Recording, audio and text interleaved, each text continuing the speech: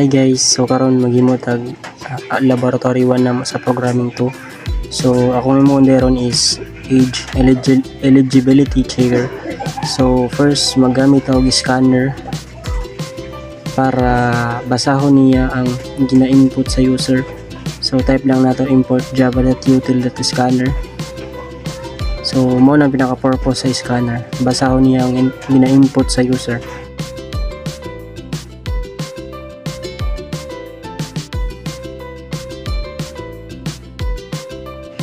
So nagamit ang boolean, then iyahang variables continuous running equals true. So para makontrol niya ang while loop, para maka-check siya og mga multiple age or daghan nga edad. So type lang to the system.out.print, then print tag please enter your age para direta mag-enter og edad.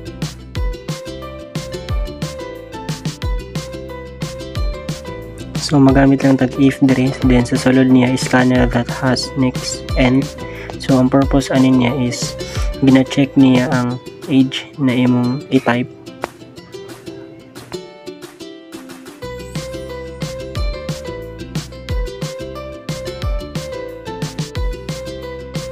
So gamit ang tag if, then sa sulod niya age less than 0.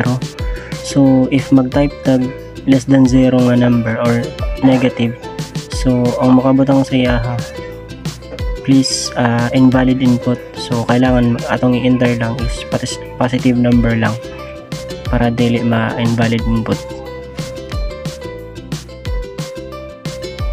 So gamit ang tag scanner next diri kay mag-input na pud tag bag-o.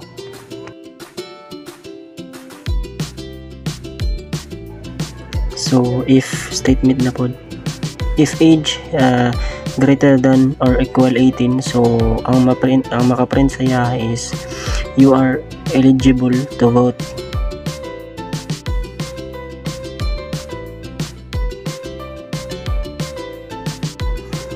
Then ang else niya, if mag-type tag 18 less than, so ang maka-print sa iya is you are not eligible to vote.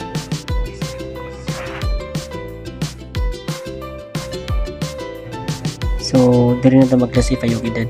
So if statement, so if mag-type ka og